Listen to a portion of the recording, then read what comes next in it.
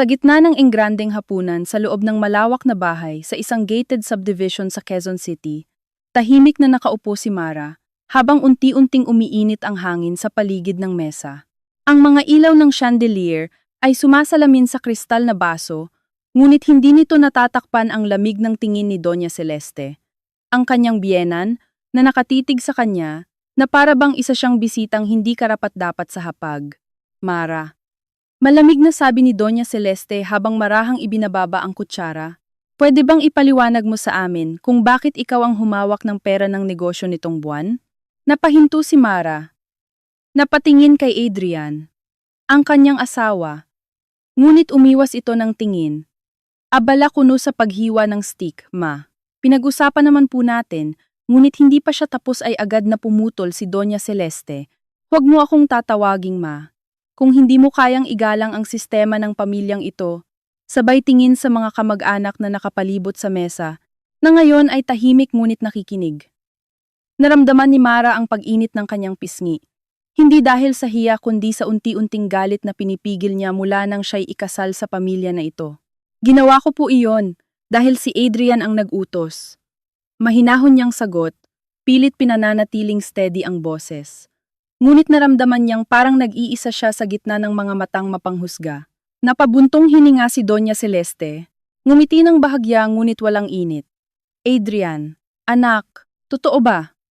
Lalong naging mabigat ang katahimikan nang tumigil si Adrian sa paggalaw, ilang segundo bago siya sumagot. Oo ma, pero pansamantala lang iyon. Pansamantala, ulit ni Doña Celeste. O baka naman unti-unti nang kinukuha ng asawa mo ang kontrol sa negosyo ng pamilya natin? May mga bulong sa paligid. Si Tita Lorna ay nagtaas ng kilay, si Cousin Miguel ay napangiti ng bahagya. Naramdaman ni Mara ang saksak ng kahihiyan, hindi dahil sa sinabi, kundi sa paraan kung paano siya inilantad sa harap ng lahat. Hindi po iyon ang nangyayari. Mas matatag na ngayon ang kanyang boses. Ginagawa ko lang po ang trabaho ko bilang bahagi ng kumpanya. Trabaho? Malamig na tawa ni Doña Celeste. Hindi ka empleyado dito, Mara. Ikaw ay asawa ng anak ko. May hangganan ang papel mo. Tumama iyon ng diretso sa dibdib niya. Ilang buwan pa lamang siya sa pamilyang ito ngunit malinaw na sa kanya ang hierarkiya at nasa pinakailalim siya. Kung ganoon po, bakit ninyo ako pinapasok sa board meetings? Tanong niya, hindi na mapigilan ang bahagyang pagtaas ng tono. Agad na napatingin si Adrian sa kanya. May babala sa mga mata. Ngunit si Doña Celeste ay nanatiling kalmado, halos nakangiti, para makita namin kung hanggang saan ang kakayahan mo, at kung hanggang saan ang dapat mong limitasyon. Sabay kuha ng wine glass. Dahan-dahang umiinom na parang walang nangyayaring tensyon. Doon nagsimula ang unang bitak sa loob ni Mara. Isang tahimik, ngunit malinaw na pagkaunawa na ang laban niya ay hindi lamang para sa respeto, kundi para sa kanyang sariling pagkakakilanlan. Matapos ang hapunan, sa loob ng kusina, kung saan siya ay naiwang mag-isa, pinipilit niyang huminga ng malalim, ngunit hindi niya napigilang mapaluha. Bakit ka umiiyak? Tanong ni Adrian mula sa likuran. Ngunit walang lambing sa tono nito. Lumingon si Mara. Hindi mo man lang ako ipinagtanggol. Diretso niyang sabi. Hindi ganoon kadali, sagot ni Adrian. Kilala mo si Mama? Oo. Kilala ko siya, putol ni Mara. At kilala ko na rin kung gaano kakahina sa harap niya. Napakurap si Adrian, tila nasaktan ngunit mas nangingibabaw ang iritasyon. Huwag mong gawing personal ito. Hindi personal? Napatawa si Mara. Mapait, pinahiya niya ako sa harap ng buong pamilya ninyo. Ginagawa lang niya ang tungkulin niya bilang head ng pamilya. Sagot ni Adrian. At bilang asawa ko, dapat naiintindihan mo iyon. Doon tuluyang nanigas si Mara. Hindi niya inaasahan na sa halip na kakampi, ang kanyang asawa ang magiging isa pang pader laban sa kanya. Sa sumunod na mga araw, mas naging malinaw ang mga galaw ni Doña Celeste, mga simpleng utos na tila walang mali siya, ngunit may dalang kontrol. Mara, ikaw na ang bahala sa pantry inventory. Mara, siguruhin mong maayos ang schedule ng driver. Mara, huwag kang sumali sa meeting na iyon. Internal iyon ng pamilya. At sa bawat pagtango ni Mara, unti-unti niyang naramdaman ang pagliit ng kanyang mundo. Isang hapon, habang inaayos niya ang mga dokumento sa opisina sa loob ng bahay, may nakita siyang folder na may label na estate planning. Hindi niya sana papansinin ngunit nahulog ang isang papel at nakita niya ang pangalan ni Adrian at sa tabi nito, may ibang pangalan na hindi niya inaasahan. Celeste Holdings Trust Beneficiaries, Adrian, Miguel. At wala ang kanyang pangalan. Napakunot ang noo niya. Binuklat pa ang iba pang papel. At doon niya nakita ang mas masakit may clause na nagsasabing kung sakaling maghiwalay sila ni Adrian, wala siyang anumang karapatan sa anumang ari-arian ng pamilya. Napahigpit ang hawak niya sa papel. Anong ginagawa mo diyan?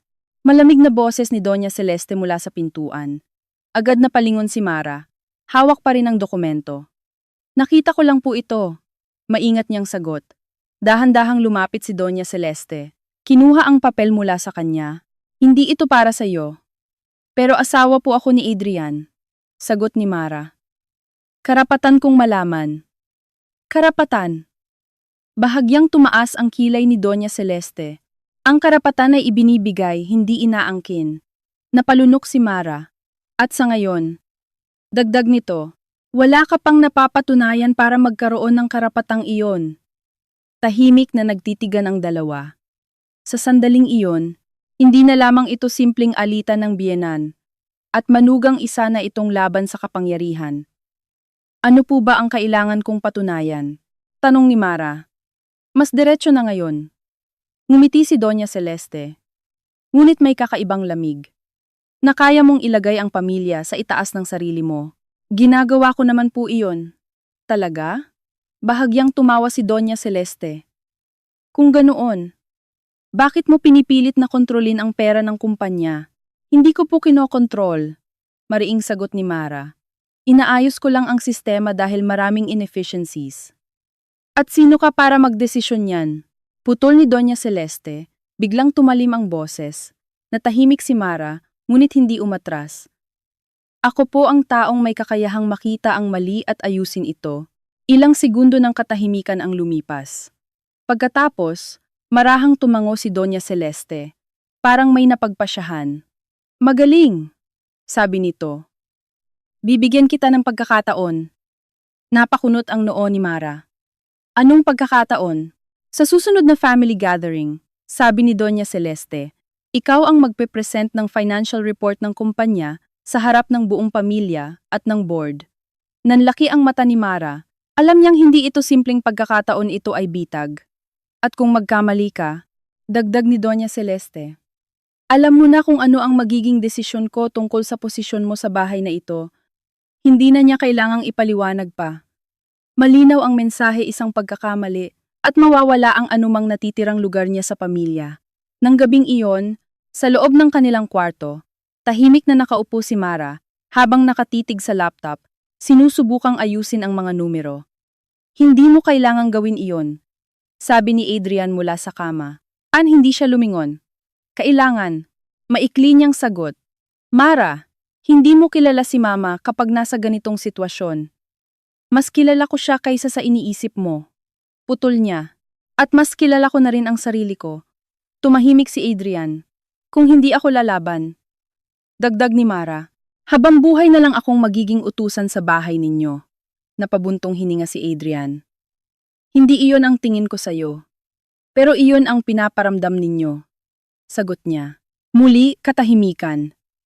Ngunit sa loob ni Mara, may unti-unting nagbabago mula sa takot, nagiging determinasyon, mula sa pag-aalinlangan, nagiging plano, at sa gitna ng katahimikan ng gabi, habang ang ilaw ng laptop ay sumasalamin sa kanyang mga mata, malinaw na sa kanya na ang laban na ito ay hindi lamang laban kay Doña Celeste, kundi laban sa sistema na matagal nang umiiral sa pamilyang ito. At sa susunod na pagtitipon, hindi na siya ang parehong Mara na tahimik lang na nakaupo sa hapag, magiging ibang tao na siya. Isang taong handang harapin ang apoy kahit pa masunog siya sa proseso. Kinabukasan, mas maaga siyang nagising kaysa sa lahat. At sa unang pagkakataon mula nang tumira siya sa bahay na iyon, ay hindi siya dumiretso sa kusina para tingnan kung may kulang sa almusal, kung maayos ang mesa, o kung tama ang pagkaplansa ng uniporme ng mga tauhan. Sa halip, umupo siya sa maliit na desk sa tabi ng bintana ng silid nila ni Adrian, inilatag ang mga printout, binuksan ang laptop, at muling sinuri ang bawat galaw ng pera sa nakaraang 6 na buwan, mula sa petty cash hanggang sa transfer sa corporate accounts, mula sa inflated supplier contracts hanggang sa mga miscellaneous family expenses na paulit-ulit na lumalampas sa aprobadong budget. Habang dahan-dahan siyang nagha-highlight ng entries gamit ang dilaw na marker, may malamig na linaw na nabuo sa isip niya.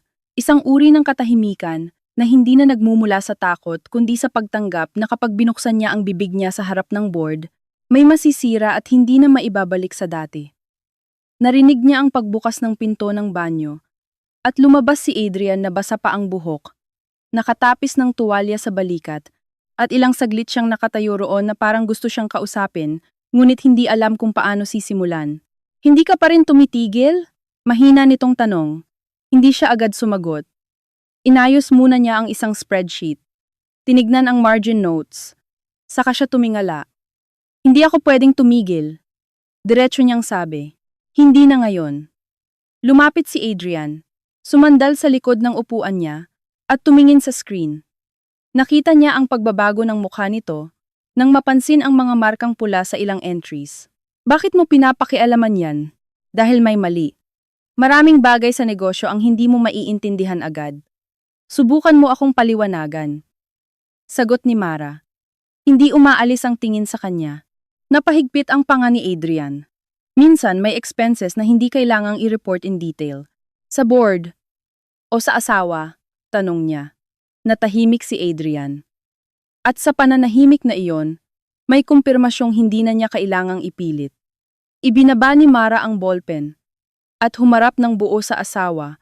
May alam ka tungkol dito. Mara, sagutin mo ako. Hindi lahat ng bagay pwedeng sabihin. Dahil kay Doña Celeste? Dahil pamilya ko ito.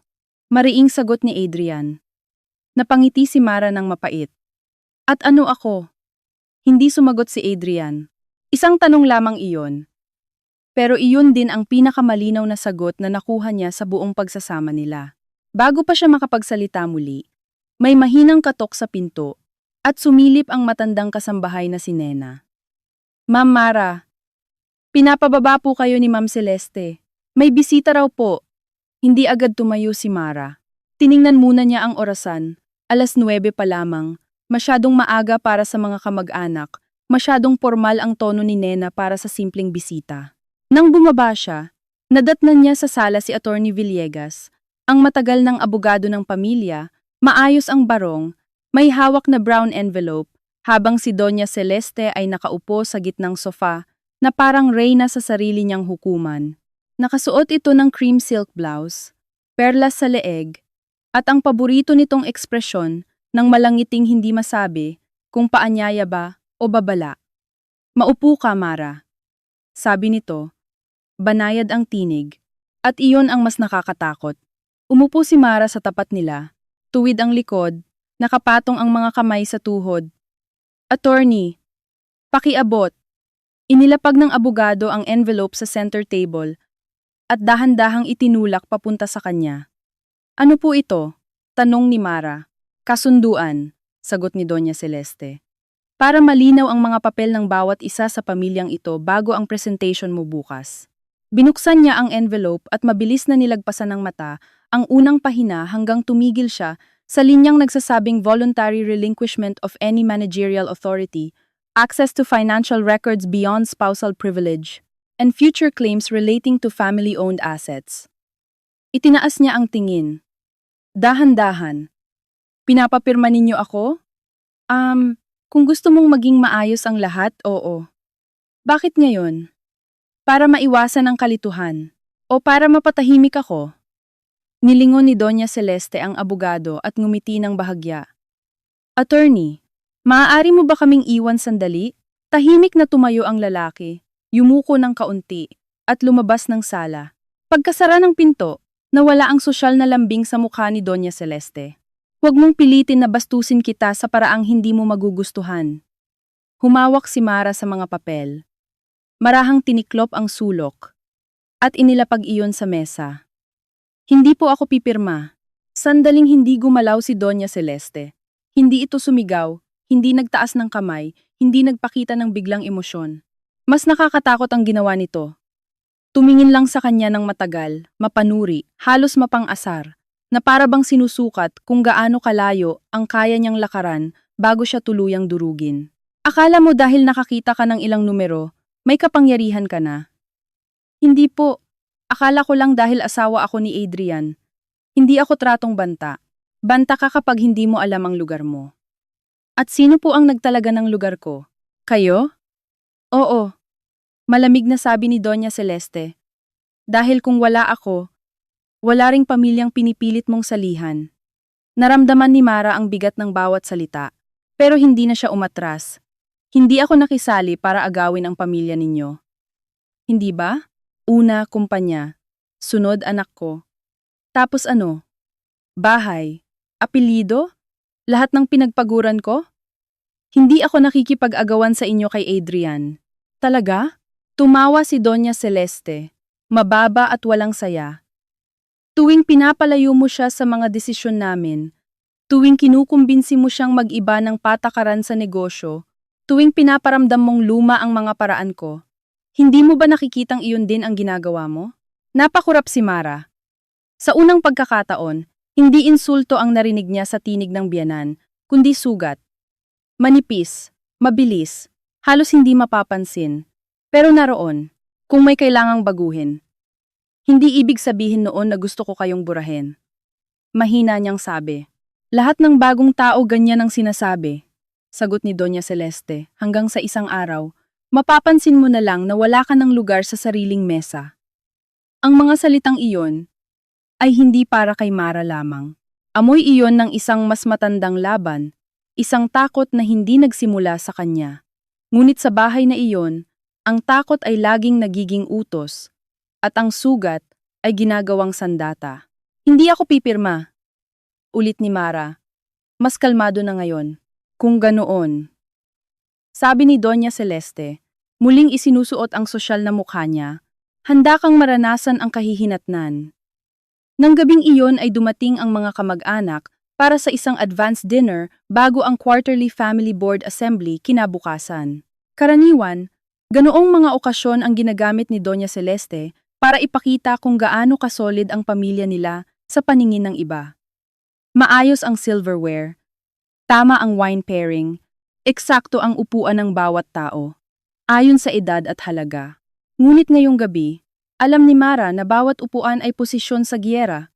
Sa kanan ni Doña Celeste, si Adrian. Sa kaliwa si Cousin Miguel, paboritong pamangkin, na laging may madaling access sa mga file at desisyong hindi opisyal ngunit masusunod. Si Mara ay sa dulo, hindi eksaktong hiwalay ngunit sapat ang layo para ipaalalang may hierarchy pa rin sa mesa. Habang inilalagay ng mga kasambahay ang roasted sea bass at kare-karing pinalambot ng tama para sa matatanda, nagsimula ang mga usapan sa mababaw. Traffic, bagong branch ng negosyo sa Cebu, engagement ng anak ni Tita Lorna. Pagkatapos, gaya ng inaasahan ni Mara, dahan-dahang niliko ni Doña Celeste ang usapan. Mara, sabi ni Adrian, busy ka raw sa paghahanda para bukas. Napalingon ang lahat. Opo, sagot niya. Mabuti naman, sabat ni Tita Lorna. Kasi ang sabi-sabi, may ipapakitang malaking pagbabago sa financial system. Nilingon siya ni Miguel at ngumiti. Excited kaming marinig ang modern ideas mo. Naroon ang pangungutya sa modern, manipis ngunit sapat para maramdaman ng lahat. Mas excited po siguro ako sa transparency, sagot ni Mara. Isang kutsara ang dahan-dahang tumama sa plato ni Doña Celeste. Hindi malakas, pero sapat upang tumigil ang mga bulungan. Transparency. Ulit nito. Magandang salita, pero kailangan ding may delikadeza. Kasama po ba sa delikadeza ang hindi pagtatanong kapag may hindi tugma? Tanong ni Mara bago pa niya mapigilan ang sarili. Ramdam niya ang biglang pagtigas ng paligid. Hindi umimik si Adrian. Si Miguel ay tumikhim at sumandal. Nasisiyahan sa nangyayari. Mara, mahina ngunit matalim na sabi ni Doña Celeste. May tamang lugar para sa mga tanong. At may tamang oras para sa katotohanan. Sagot niya. Ano bang gusto mong palabasin? sabat ni Miguel. Ngayoy seryoso na. Baka ikaw ang mas nakakaalam, sabi ni Mara, at tumitig sa kanya. Dahil sa lahat ng pangalan na paulit-ulit kong nakita sa discretionary vendor approvals, sa iyo ang may pinakamaraming pirma. Napatigil si Miguel. Maging si Adrian ay napalingon sa pinsan niya. Anong ibig mong sabihin? Tanong ni Tita Lorna, bahagyang kinakabahan. Umupo ng tuwid si Mara. Ibig kong sabihin, may mga kontratang lampas sa market rate. May recurring consultancy fees sa kumpanyang 2 buwan lang ang pagitan ng registration date at approval. At halos lahat, may connection sa iisang tao. Mag-ingat ka sa mga sinasabi mo, malamig na sabi ni Miguel. Nag-iingat na ako, sagot niya. Kaya nga hindi ako nagsasalita ng walang basehan. Enough! Mariing sabi ni Adrian. Sa wakas ay nagsalita rin, ngunit nang marinig ni Mara ang tono nito, alam niyang hindi iyon para protektahan siya, kundi para iligtas ang pamilya sa eskandalo. Hindi ito ang oras. Kailan ba ang oras, Adrian? Tanong niya.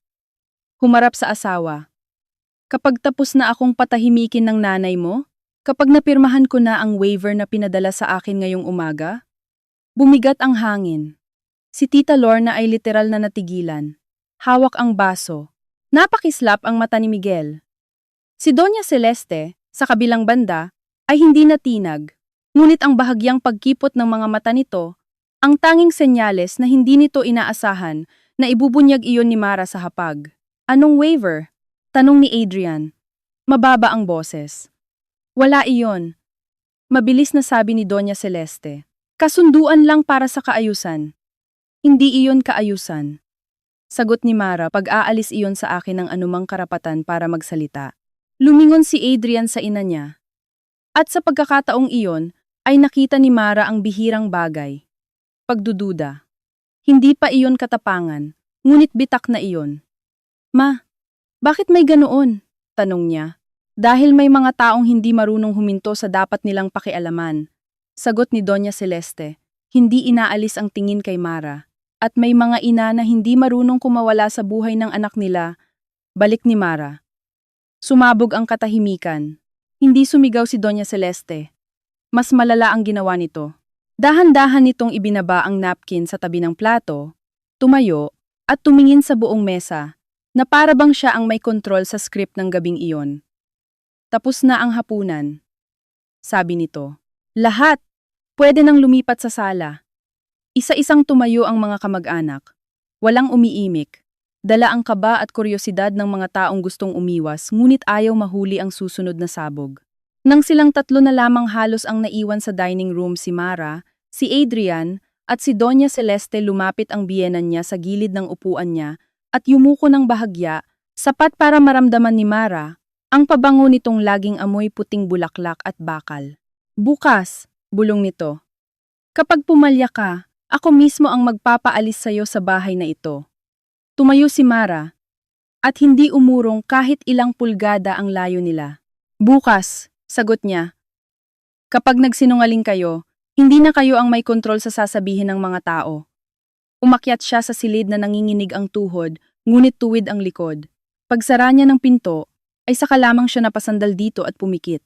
Rinig niya ang sariling hininga, mabigat, putol-putol, ngunit sa ilalim ng takot ay may kakaibang gaan. Nasabi na niya. Nabasag na ang basong matagal na nilang iniiwasang mabitawan. Maya-maya pa'y pumasok si Adrian. Hindi siya agad nagsalita. Inayos niya muna ang cufflinks na hindi naman niya suot. Isang lumang ugali kapag hindi niya alam kung paano haharap sa tensyon. Hindi mo dapat sinabi sa harap nila. Bakit? Dahil nahiya ka? Dahil pinalala mo?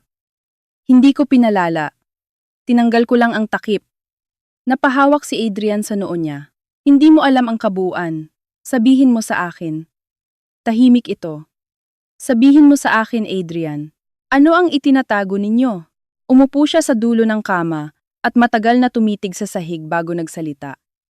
Noong nalulugi ang isang branch natin 5 taon na ang nakakaraan, si Miguel ang ginamit para ilipat ang ilang losses sa vendor contracts para hindi masira ang pangalan ng kumpanya. Temporary lang dapat, pero nagtuloy-tuloy.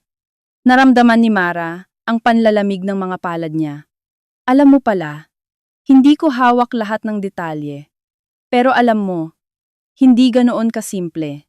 Simple lang siya kapag hindi ikaw ang malalagay sa alanganin. Sagot niya. Nanginginig ang boses. At anong plano mo? Ilantad ang lahat? Ibagsak ang negosyo? Ipahiya ang pamilya ko? Hindi ko gustong ibagsak ang negosyo. Gusto kong tumigil ang kasinungalingan. Magkaiba sa papel. Pero sa totoong buhay pareho lang ang tama niyan. Lumapit si Mara at huminto sa harap niya. Kaya mo ba akong tingnan at sabihing tama ang ginagawa ninyo? Hindi makatingin si Adrian. Kaya mo bang sabihin na mali ako? Mahabang katahimikan. Sa labas ng bintana, tahimik ang subdivision, malinis ang mga kalsada, maingat ang mga halaman sa mga bakuran, at mula sa ganitong taas ay parang walang bahid ang lahat. Ngunit sa loob ng bahay, may mga bitak na hindi na matatakpan ng ilaw o katahimikan. Hindi kita kayang sabihang mali, mahina niyang sabi sa wakas.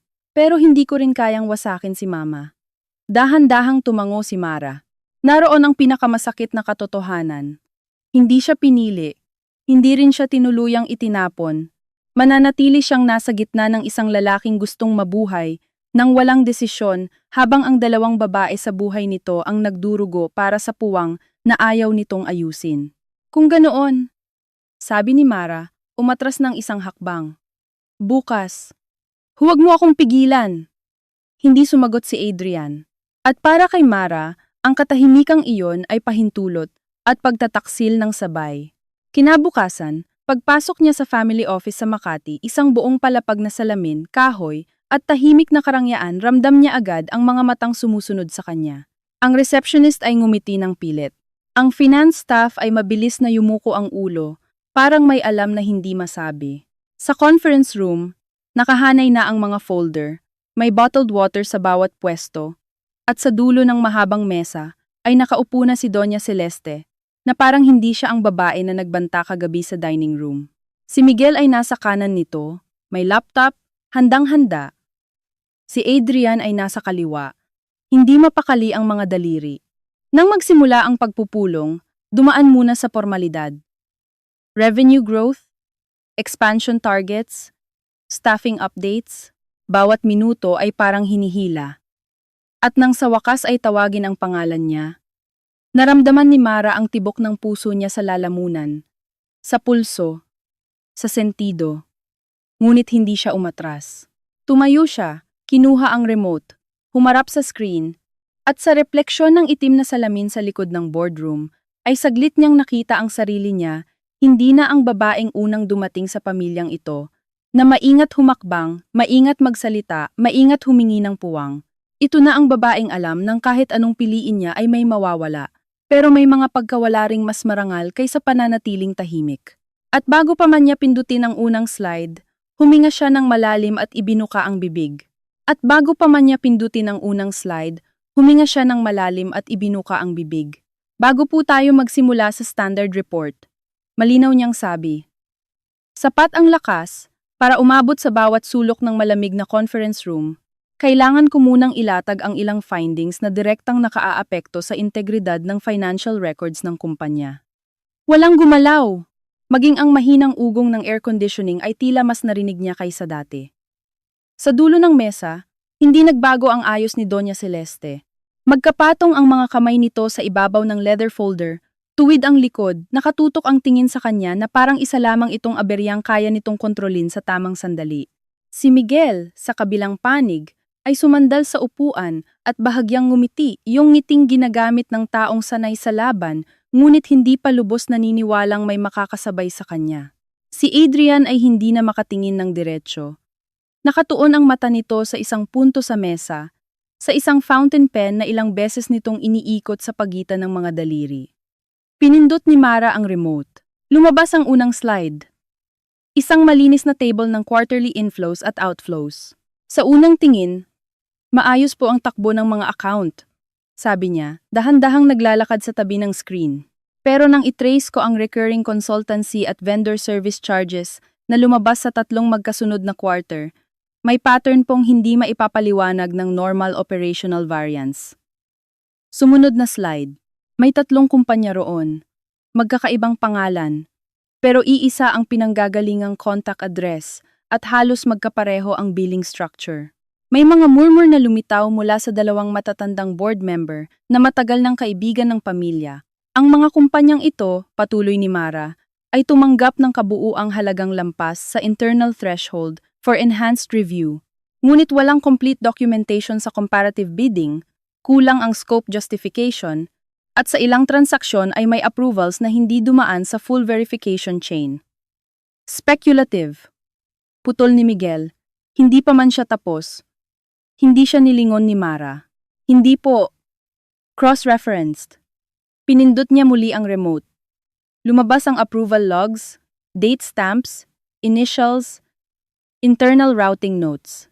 May ilang pangalan roon, ngunit ang pinakaulit-ulit ay kay Miguel. Ang concern ko po ay hindi lang overpricing, sabi niya. Ang concern ko ay may posibilidad ng deliberate concealment of losses through layered service contracts. Ngayon, ay tuluyan nang nabasag ang katahimikan. This is inappropriate. Malamig na sabi ni Doña Celeste. Hindi sumigaw. Hindi kailangang sumigaw. Ang boses nito mismo ay utos. Board assembly ito. Hindi personal crusade. Lumingon si Mara. Board assembly po ito, kaya mas kailangan ang totoo. Hindi ka auditor, sabi ni Doña Celeste. Hindi rin ako bulag, sagot niya. Napatingin ang ilang tao kay Adrian. Naghihintay na ito ang aawat, ngunit nanatili itong tahimik, at ang katahimikan nito ang unang tunay na pagguho ng kapangyarihan ni Doña Celeste sa kwartong iyon. Naroon pa rin ito, oo, mabigat, matagal na, malalim ang ugat. Pero ngayon ay may puwang na sa pagitan ng salita nito at ng agarang pagsunod ng iba. Miguel, sabi ng isang matandang board member na si Mr. Serrano, dahan-dahan habang inaangat ang salamin sa ilong, can you explain these approvals? Umayos ng upo si Miguel. Operational workaround lang po iyan noong mahina ang isang division. Temporary measure. We intended to regularize everything. We? Tanong ni Mara bago pa niya napigilan ang sarili. Sino ang we? Napatingin si Miguel kay Doña Celeste sa loob lamang ng kalahating segundo, pero sapat na iyon. Sapat para makita ni Mara. Sapat para makita rin ng dalawa pang nasa mesa. Napansin niya ang biglang pagtigas ng panga ni Doña Celeste. Enough, sabi nito. This matter can be handled privately. Hindi po siya private kung company funds ang sangkot, sagot ni Mara. Pinindot niya ang susunod na slide. Doon lumabas ang mas masakit. Isang internal memo draft na hindi na isumite sa formal records. May note tungkol sa pag-cover ng deficits upang hindi maapektuhan ang reputasyon sa lending partners. Walang buong pirma, pero may handwritten instruction sa gilid na kilalang-kilala niya ang sulat.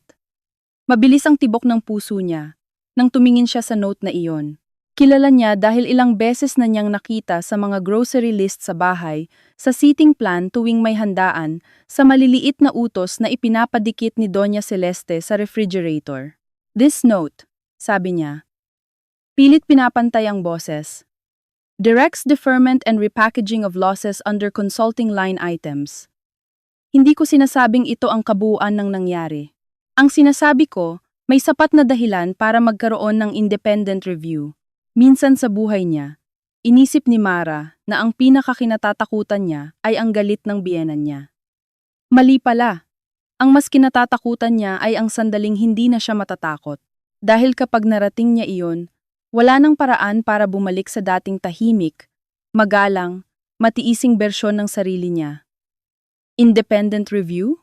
Ulit ni Doña Celeste, at doon lang dumilim ng tuluyan ang mukha nito. Sa sarili mong pamilya? Pamilya po ba ang tawag kapag ang totoo ay utang na loob na may kasamang pananakot?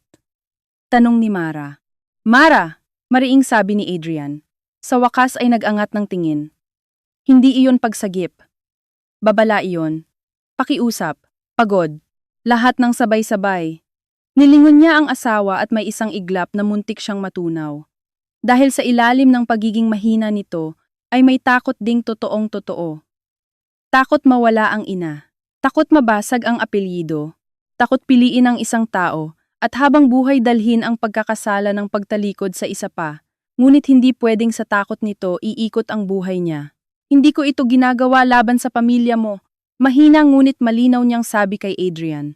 Ginagawa ko ito dahil lahat kayo matagal nang nabubuhay sa kasinungalingan. Tumayo si Doña Celeste. Hindi na ito kumikilos gaya ng hostess o chairperson. Ngayon, ito ang matriarch na nasaling sa pinakasentro. Kung gusto ninyo ng review, sabi nito sa board, gawin ninyo. Pero tandaan ninyong ang kumpanyang ito ay nakatayo, hindi dahil sa malinis na papel kundi dahil may mga taong marunong gumawa ng mahihirap na desisyon para mabuhay ang pamilya. At sino po ang namili kung sino ang problema gadain? Magsasakripisyo? Tanong ni Mara. Kayo! Lagi! Dahil walang ibang kayang gumawa, sagot ni Doña Celeste. Ako ang sumalo noong namatay ang asawa ko. Ako ang naghawak sa negosyo habang bata pa si Adrian, at walang alam sa mundong ito. Ako ang nagtiis. Ako ang nakiusap sa bangko. Ako ang humarap sa mga taong gustong lunurin ang pangalan namin. At ngayon, isang babaeng ilang taon pa lang sa bahay ko ang magsasabi sa akin kung ano ang tama? Hindi sumagot agad si Mara. Sa unang pagkakataon, hindi pader ang nasa harap niya kundi tao. Malupit, oo. Mapagkontrol, oo. Ngunit tauring nabuhay sa paniniwalang kapag bumitaw siya kahit kaunti, may aagaw ng lahat. At marahil iyon ang dahilan kung bakit hindi ito marunong magmahal, nang hindi naniningil, hindi marunong magtiwala, nang hindi nananakal. Ngunit ang pagkaunawa ay hindi kapatawaran.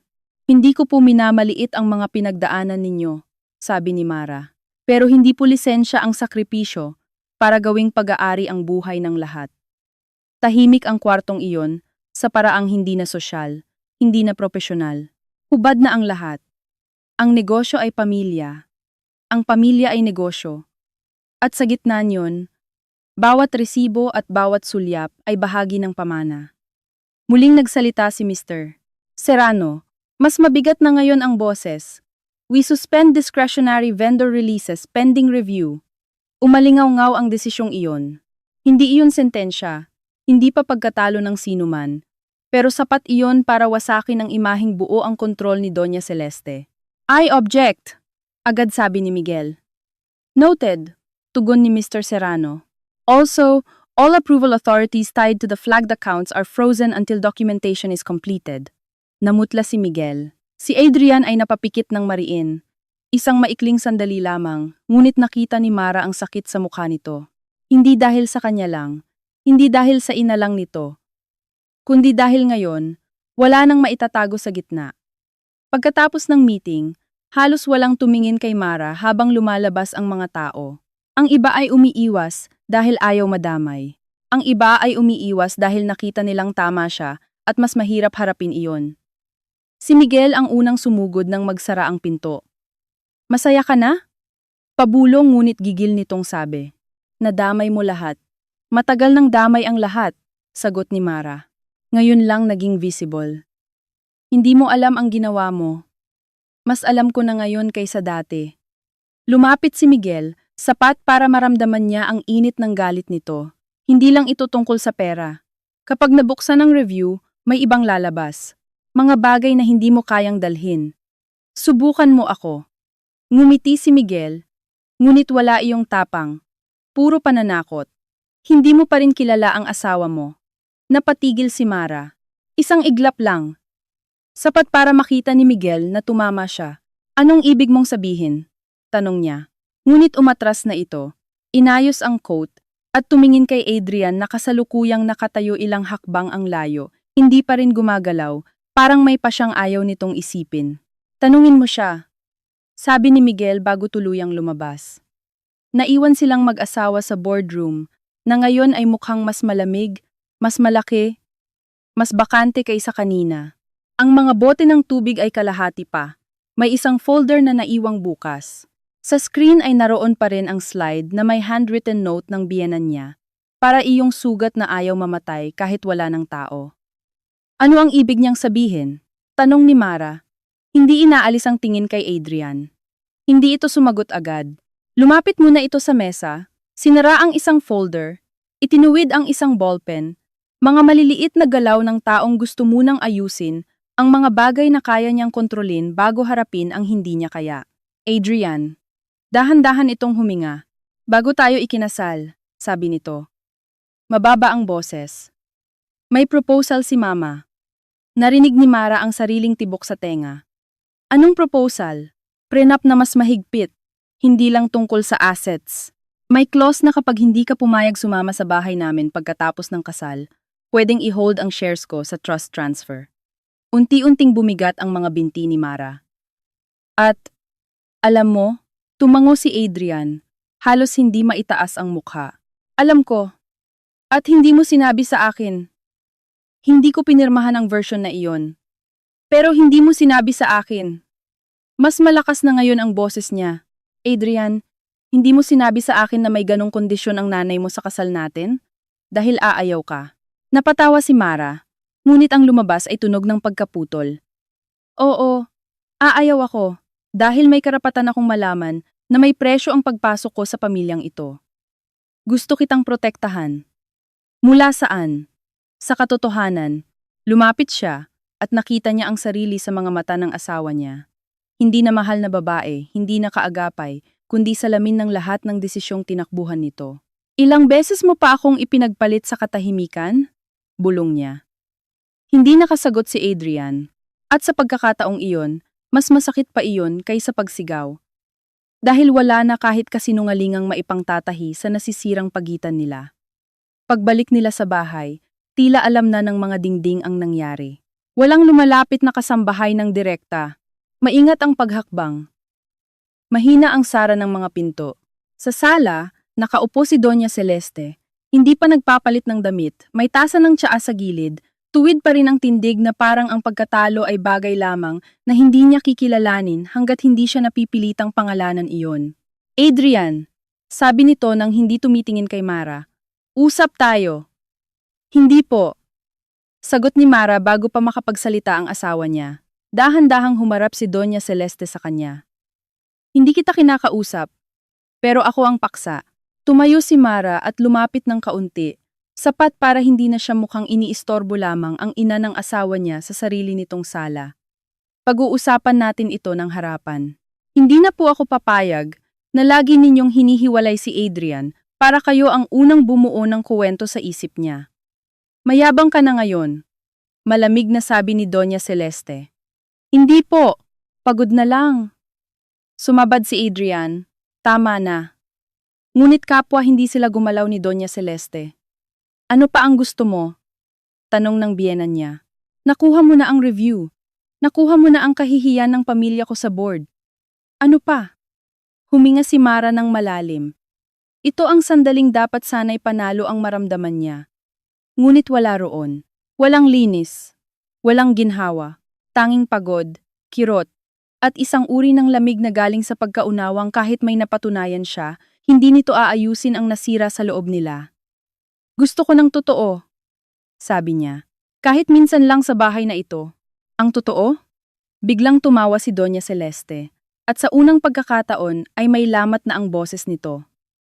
Ang totoo, hindi kita nagustuhan mula umpisa. Masyado kang matalino para mapasunod. Masyado kang tahimik para madaling mabasa.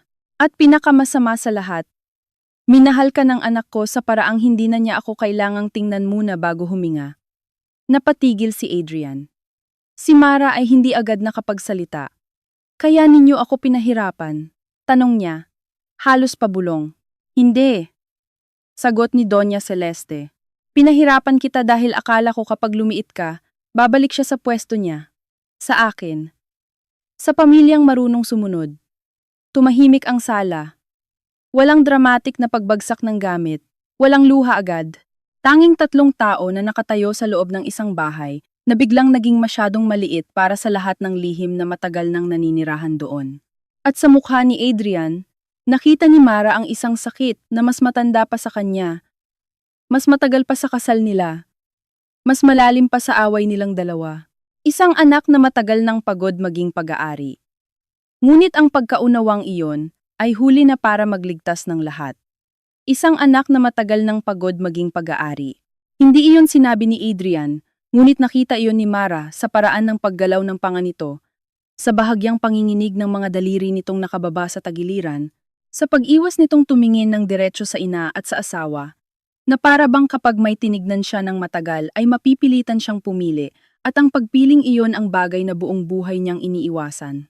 Si Doña Celeste naman ay nanatiling tuwid, ngunit ang tuwid na iyon ay hindi na katulad ng dati. Hindi na ito postura ng babaeng walang butas ang depensa, kundi tindig ng taong nagpasya, nang huwag umurong kahit dumudugo na ang loob. Si Mara ang unang umiwas ng tingin, hindi dahil natalo siya, kundi dahil biglang bumagsak sa kanya ang bigat ng lahat ng narinig niya, ang pag-amin, ang ugat ng puot, ang katotohanang hindi siya kailanman naging simpleng manugang na hindi gusto kundi naging simbolo siya ng pagkawala ng kontrol ng isang ina sa anak nitong buong buhay niyang hinubog para manatili sa orbit niya. Huminga siya ng malalim at naramdaman niya ang pangingirot sa likod ng mga mata pero pinigilan niyang lumuha. Ayaw niyang maging mahina sa harap ng babaeng matagal nang ginamit ang emosyon bilang instrumento. Ngayon malinaw na. Mahina niyang sabi, halos sa sarili lamang. Ngunit narinig pa rin ng dalawa, hindi pala talaga tungkol sa akin lang ito. Huwag mo akong suriin, na para bang pasyente ako. Malamig na sagot ni Doña Celeste, ngunit hindi na kasing digas ng dati. Hindi ko po kayo sinusuri, sabi ni Mara. Sinusubukan ko lang intindihin kung ilang taon ninyong ginawang problema ang bawat taong hindi ninyo makontrol. At ikaw, biglang bawi ni Doña Celeste. Ano sa tingin mo ang ginagawa mo? Hindi ba't gusto mo ring kontrolin ang lahat? Mga accounts, mga desisyon, pati ang konsensya ng asawa mo? Napalingon si Mara kay Adrian. Hindi ito umimik. Doon lalo siyang napagod. Dahil sa bahay na ito, bawat tanong na dapat sa isang tao nakatuon ay laging humahantong sa katahimikan ng isa pa. Hindi ko kinokontrol si Adrian, sabi niya. Mas mabagal na ngayon, hinihingi ko lang sa kanya ang isang bagay na matagal niyang ipinagkait sa akin ang katapatan. Tumingin si Adrian sa kanya. At sa unang pagkakataon sa maghapon ay hindi umiwas. Mara, sabi nito. Paos ang boses. Alam kong kulang ako. Napatawa siya ng pagod. Maikli, walang saya. Kulang? Ulit niya. Hindi ito kakulangan lang, Adrian. Pinayagan mong pumasok ako sa isang kasal na may mga kondisyon na hindi ko alam. Pinanood mo habang unti-unti akong tinatanggalan ng boses sa bahay na ito. At tuwing may pagkakataon kang magsabi ng totoo, mas pinili mong maging tahimik dahil mas komportable iyon para sa'yo. Napapikit si Adrian. Hindi sumingit si Doña Celeste. Marahil dahil ito ang isa sa mga bihirang sandali na hindi si Mara ang humahamon sa kanya, kundi ang sariling pagpapalaki niya sa anak ang bumabalik sa harap niya. Anong gusto mong gawin ko ngayon? Tanong ni Adrian. Hindi depensibo. Hindi rin mapanlaban. Kundi pagod na pagod. Magsalita ka. Agad sagot ni Mara. Kahit minsan lang na wala kang hinihintay na signal mula sa nanay mo, sabihin mo kung ano ang totoo para sa'yo. Tahimik ang sala. Sa kusina, may mahinang kalansing ng plato. Marahil si Nena iyon o isa sa mga helper na pilit umiiwas ngunit siguradong nakikinig. Sa labas ng malaking bintana, dumidilim na ang langit. Ang mga ilaw sa hardin ay isa-isang bumukas, malinis, maayos, kontrolado parang lahat sa bahay na ito, maliban sa 3 taong naroon. Ilang segundo, saka tumingin si Adrian sa ina niya. Hindi ito agresibong tingin. Hindi mapanghamon. Mas masakit pa nga, dahil tila ngayon lang talaga niya nakikita, nang buo ang babae sa harap niya, hindi lang bilang magulang, hindi lang bilang haligi ng negosyo, kundi bilang pinanggagalingan ng takot at pagdepende na hindi niya kailanman pinutol. Ma? Sabi niya. Mababa ang boses. Pagod na ako. Walang gumalaw. Hindi ko sinasabing wala kang ginawa para sa amin. Hindi ko sinasabing hindi kita utang sa lahat ng tinayo mo. Pero pagod na akong mabuhay na ang bawat mali, bawat pasya, bawat relasyon ko, kailangan munang dumaan sa tanong kung masasaktan ka ba. Bumigat ang mukha ni Doña Celeste. Hindi ito ang reaksyong sanay makita ni Mara mula rito. Walang malamig na sagot agad, walang mabilis na saksak ng salita. Parang may tinamaan na buto sa loob na hindi agad matatakpan ng yabang o galit. Pagod ka? Ulit nito. At may kakaibang hina sa dulo ng tinig. Ako ang nagbuhat sa'yo. Ako ang nagsigurong wala kang mawawala. Ako ang umako sa lahat para hindi mo maranasan ang hirap. At kapalit noon, sabi ni Adrian, hindi mo na ako binitawan. Humigpit ang hawak ni Mara sa sariling mga daliri. Hindi niya inasahan na makaririnig siya ng ganito mula sa asawa niya. Gusto sana niyang makaramdam ng ginhawa, pero ang nangingibabaw ay lungkot. Dahil kung kaya nitong sabihin ito ngayon, ibig sabihin matagal na nitong alam, matagal nang naramdaman, at pinili pa rin nitong hayaang siya ang unang mabasag. Madali para sa inyong magsalita dahil may isa't isa kayo, sabi ni Doña Celeste. At ngayon ay lumabas ang bagay na bihira nitong ipakita hindi lambot, kundi matinding pagkapit sa sariling bersyon ng sakripisyo. Pero nang mamatay ang ama mo, sino ang mayroon ako? Sino ang kasama ko sa mga bangko? Sa mga taong gustong nakawin ang kumpanya? Sa mga kamag-anak na ngumiti sa harap ko, pero naghintay lang na bumagsak tayo? Wala. Ako lang. Kaya natuto akong higpitan ang lahat. Kung hindi, may mawawala. May nawala pa rin, sabi ni Mara, halos pabulong. Napatingin sa kanya si Doña Celeste. Ano ang nawala? Yung kakayahan ninyong magmahal ng hindi naniningil, sagot niya. Tumama iyon ng tahimik ngunit malalim. Hindi sumagot agad si Doña Celeste. Tumingin ito sa mesita sa gilid, sa malamig ng tsaa, sa refleksyon ng ilaw sa porselana, at sa unang pagkakataon mula nang makilala siya ni Mara. Mukha itong pagod, hindi mahina, hindi talunan, kundi pagod sa bigat ng sariling papel. Akala mo madali maging masama sa paningin ng sarili mong pamilya? Tanong nito. Hindi malinaw kung kanino. Akala mo gusto kong maging ganyan? Hindi ko po alam kung gusto ninyo, sagot ni Mara. Pero alam kong pinili ninyong ipasa ang sakit ninyo sa iba kaysa lunukin ito. Tumayo si Doña Celeste, tila biglang hindi na kayang manatili sa iisang lugar. Lumakad ito patungo sa malaking bintana at tumigil doon, likod ang nakaharap sa kanila. Sa salamin, kita ni Mara ang bahagyang pagyuko ng balikat nito, ngunit saglit lang, agad ding tumuwid. Kung aalis ka, sabi nito nang hindi lumilingon. Huwag mong isipin na mananalo ka. Hindi agad sumagot si Mara, sapagkat biglang naging malinaw ang isang bagay na hindi niya pinapangalanan nitong mga nakaraan, maaaring hindi na ito labang mapapanalunan ng kahit sino. Kahit makaalis siya, bitbit niya ang pagkawasak ng kasal. Kahit manatili siya, lulunurin siya ng parehong bahay. Kahit umatras si Doña Celeste, hindi na mabubura ang mga ginawa nito. Kahit pumili si Adrian, may bahagi sa kanya na mababasag habang buhay. Hindi na po ito tungkol sa panalo, sabi niya sa wakas. Matagal nang wala nun. Umatras si Adrian at naupo sa armchair na para bang biglang bumigat ang mga tuhod nito. Pinisil niya ang magkabilang sentido at ilang sandali ay wala ni isa ang nagsalita. Pagkatapos, si Adrian ang muling bumasag sa katahimikan. May tumawag sa akin kanina galing sa legal. Sabi nito, hindi pa rin tumitingin sa kanila. Kapag natuloy ang review, baka umabot sa formal inquiry. Hindi pa kriminal, pero pwedeng may regulators na pumasok kung lumaki. Napapikit si Doña Celeste. Sino ang nag-leak? Wala pang leak, sagot ni Adrian. Internal escalation pa lang. Pero kapag nakita nila ang kulang sa documentation, hindi na natin makokontrol ang susunod. Tayo? Mapait na ulit ni Mara. May tayo pa pala. Tumingin si Adrian sa kanya. Ayokong magkalaban tayo. Pero matagal na tayong magkalaban, Adrian. Ang pinagkaiba lang, ako, ngayon ko lang tinanggap. Ramdam niya ang hapdi ng sariling salita, ngunit hindi na niya kaya pang palambutin.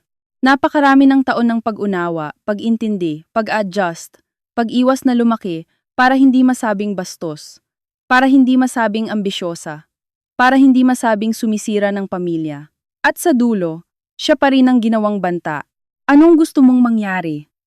Tanong ni Adrian sa kanya. Hindi ito simpleng tanong. Hindi ito tungkol sa susunod na araw. Ito'y tanong kung ano ang gusto niyang iligtas at ano ang handa niyang iwan. Tiningnan niya ang lalaki, ang mukha nitong pamilyar na ngunit parang hindi na kanya, ang mga matang minsang pinaniwalaan niyang magiging pahingahan niya at wala siyang makitang madali ang sagot. Gusto kong umalis muna, sabi niya sa wakas. Napalingon si Doña Celeste. Hindi na ito umasta na parang walang pakialam. Umalis? Oo, hindi dramatic, hindi rebelde. Kailangan ko lang lumayo sa bahay na ito bago ko tuluyang makalimutan kung sino ako kapag wala kayo sa paligid. At saan ka pupunta? Tanong ni Adrian. Hindi ko pa alam. Sa magulang mo? Hindi niya napigilang mapangiti ng pagod. Nakakatawa, no? Kailangan ko pang isipin kung saan ako pupunta dahil sa tagal kong binuhos ang buhay ko sa inyo, parang wala na akong sariling lugar. Tumayo si Adrian. Huwag kang umalis ngayong gabi. Bakit? Para bukas pagising ko, pareho pa rin ang hangin? Para makapag-isip tayo.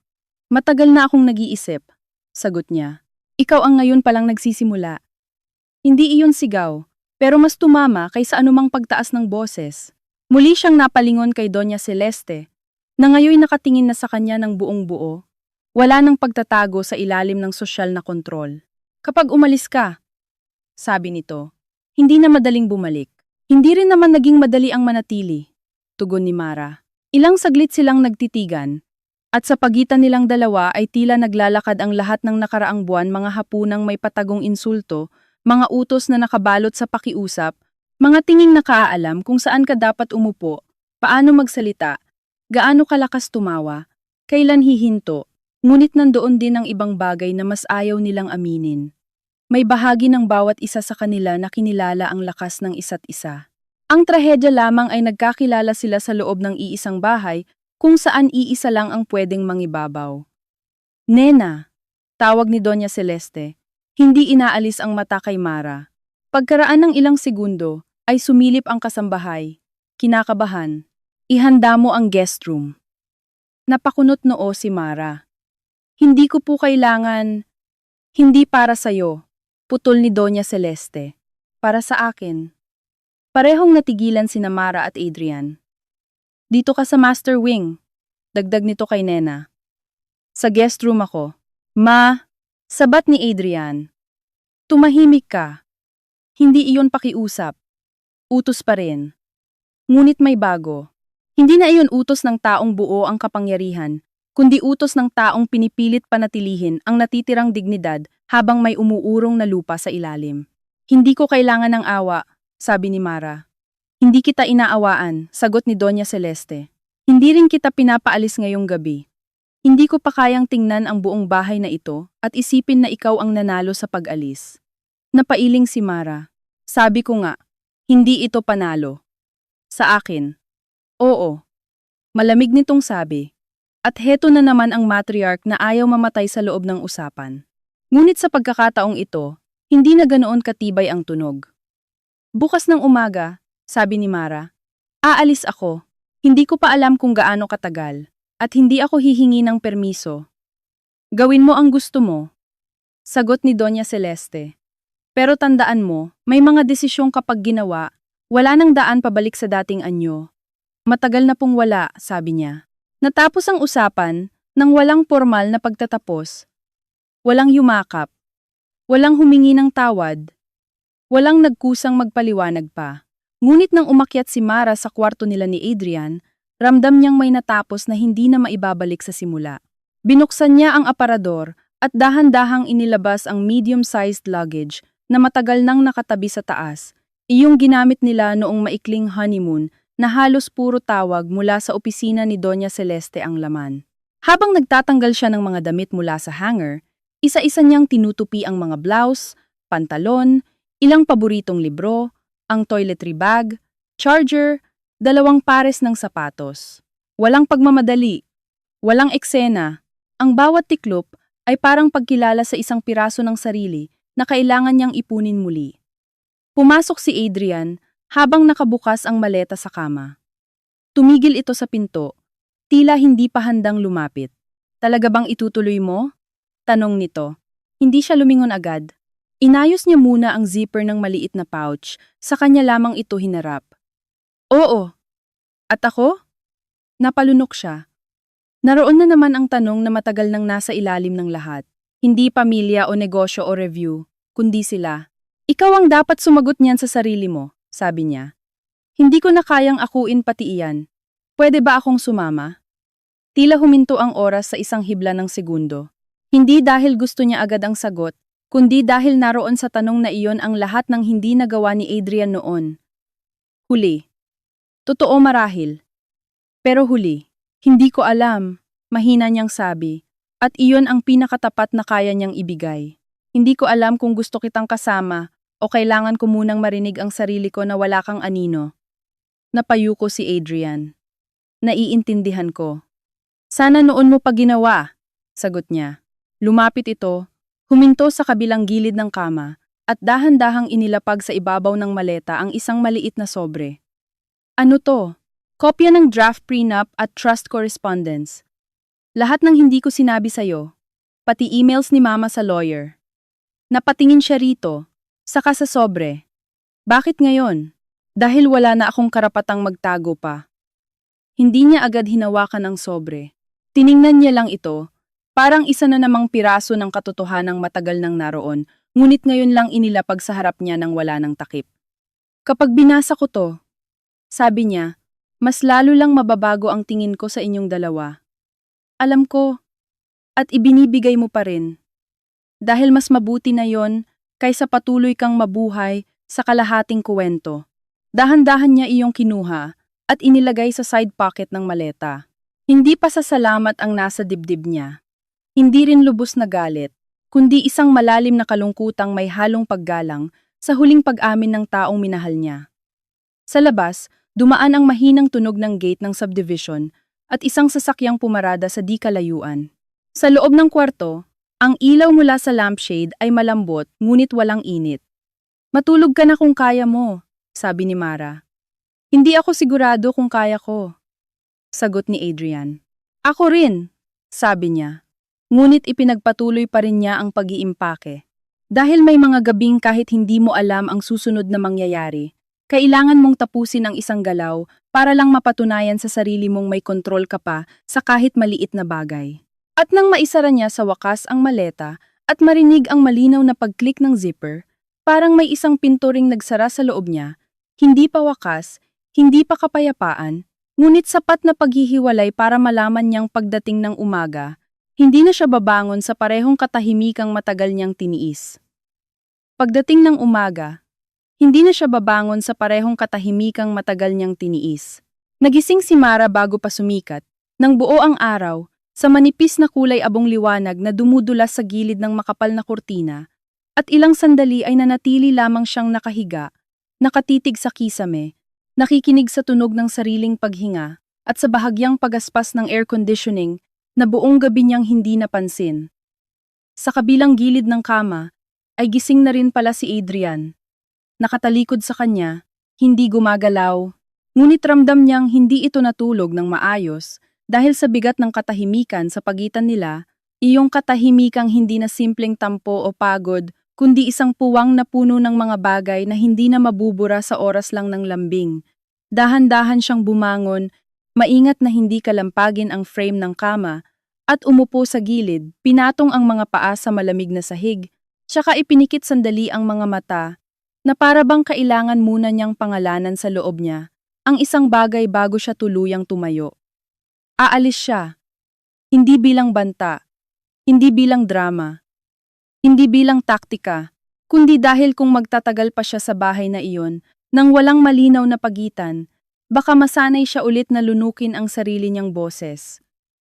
Tumayo siya, dumiretso sa banyo, naghilamos ng malamig na tubig, at sa salamin ay nakita niya ang mukha niyang namamaga, ng kaunti ang mata, tuyo ang labi, at may pagod na hindi na natatakpan ng pag-aayos ng buhok o mahinahong ekspresyon. Ito na iyon. Mahinang sabi niya sa sarili, hindi dahil nagpapalakas siya ng loob, kundi dahil gusto lang niyang marinig ang katotohanan sa isang tunog na hindi bulong ng ibang tao. Nang lumabas siya, nakaupo na si Adrian sa kama, naka-t-shirt at jogging pants, nakapatong ang mga siko sa tuhod, magulo ang buhok, mas mukhang ordinaryong tao kaysa sa anak ng pamilyang sanay, magmukhang maayos kahit wasak na ang loob. May gustong sabihin ito, ngunit ilang segundo itong hindi nakapagsimula, at sa mga segundong iyon, ay mas malinaw kay Mara kung gaano kalaki ang bahagi ng buhay nila na ginugol sa paghihintay sa tamang sandali magsalita. May ipapahatid akong sasakyan, Sabi ni Adrian sa wakas. Hindi na kailangan. Sagot niya habang kinukuha ang suklay at inaayos ang buhok sa harap ng salamin. Ayokong umalis ka na parang pinalayas. Hindi naman mahalaga ang itsura. Sabi niya. Mahalaga iyon dito. Sagot ni Adrian. Mapait ang boses. At pareho silang natahimik sa bigat ng salitang dito. Napatingin si Mara sa refleksyon nito sa salamin. Kita mo? Iyan ang problema. Laging dito. Laging sa bahay na ito, sa pamilyang ito, sa reputasyon ninyong lahat umiikot ang kilos mo. Kahit ngayong aalis ako, ang una mong iniisip ay kung anong mukha ang iiwan ko rito. Hindi agad nakasagot si Adrian. Tumayo ito at lumapit, pero huminto sa pagitan na hindi masyadong malapit para maging lambing, hindi masyadong malayo para maging pag-iwas. Mali ka ba? Tanong nito ng tahimik. Hindi ko alam. Tapat niyang sagot. Pero pagod na akong mabuhay sa lugar na kahit tama ako. Kailangan ko pa ring humingi ng pahintulot bago ako marinig. Ibinaba ni Adrian ang tingin. Hindi kita pinapapili ngayon. Dagdag ni Mara. Mas malambot na. Huwag mong isipin na may kailangan kang habulin bago ako makaalis. Hindi ko na kayang akuin ang isa pang pangakong kalahati lang. Napatango si Adrian. Mabagal. Na para bang bawat paggalaw ay may kasamang bagay na nilulunok. Sasamahan pa rin kita pababa. Kung gusto mo. Walang lambing sa tugon niya, pero wala na ring sadyang sakit. Ilang minuto pa ay handa na siya. Simpleng blouse. Maong. Walang alahas, maliban sa singsing na matagal niyang tinititigan, ngunit hindi pa rin hinuhubad, at nang buhatin niya ang maleta, ay agad na kinuha iyon ni Adrian nang walang salita. Hindi niya inagaw. Pareho nilang alam na hindi lahat ng pagtulong ay dapat tanggihan, lalo na kung iyon na marahil ang iilang bagay na kaya pa nitong gawin nang walang pagtatanggol sa sarili. Pagbaba nila sa hagdan, sinalubong sila ng amoy ng kape at mainit na pandesal, karaniwang amoy ng umaga sa bahay na iyon. At sa isang saglit ay muntik siyang mapahinto dahil sa kakaibang sakit ng pamilyar na bagay kahit ang mga lugar na sumugat sa'yo, marunong pa ring magmukhang tahanan sa liwanag ng umaga. Sa dining area ay wala pang ibang tao maliban kay Nena, na nakatayo sa gilid ng sideboard. Hawak ang tray. Ngunit halata sa mata nitong hindi ito nagulat, na nakababa na sila ng maaga. Ma'am, mag-aalmusal po ba kayo? Mahina nitong tanong. Hindi na, Nena, sagot ni Mara. At bahagyang ngumiti. Iyong ngiting ginagamit para hindi mas lalong maging mabigat ang eksena para sa taong walang kinalaman, ngunit buong bahay ang pasan sa pakikiramdam. Bago pa siya makalapit sa pinto, narinig niya ang tunog ng takong sa marmol. Si Doña Celeste ay papalapit mula sa koridor papunta sa dining room, maayos na ang bihis kahit maaga pa, nakaputing blouse at malinis na slacks, buhok na maayos ang pagkakabrush, mukha na pinilit maging walang bakas ng magdamag. Ngunit hindi nakatakas kay Mara ang bahagyang pamumula sa paligid ng mga mata nito, at ang mas mahigpit kaysa dati nitong kapit sa folder na hawak. Huminto ito ilang hakbang ang layo, at tinignan muna ang maleta, saka si Adrian, saka si Mara. Maaga ka, sabi nito, karaniwan ang tono, halos parang walang nangyari kagabi.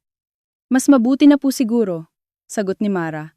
Saan ka pupunta? Sa kondo ng kaibigan ko muna sa Ortigas. Pinahiram niya na ang unit, dahil nasa Singapore siya ngayon. Tumango si Doña Celeste. Isang beses lang, parang may listahang minamarkahan sa isip. At gaano kakatagal mawawala? Hindi ko pa alam.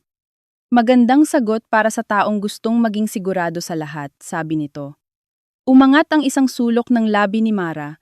Hindi na sa pangaasar kundi sa pagod na pagkilala sa estilo nitong manakit kahit sa pinakakaraniwang usapan. Hindi naman po lahat nasusukat sa kontrol. Hindi, sagot ni Doña Celeste, pero lahat may presyo. Naramdaman ni Adrian ang pag-init ng usapan at agad sumingit. Ma, tama na. Lumingon ang ina nito at tumahimik siya agad. Hindi dahil natakot kundi dahil malinaw na wala pa rin itong lakas na tapusin ang mga tensyong matagal niyang pinayagang mabuhay. Itinaas ni Doña Celeste ang folder na hawak at iniabot iyon kay Mara. Ano po ito? Gut.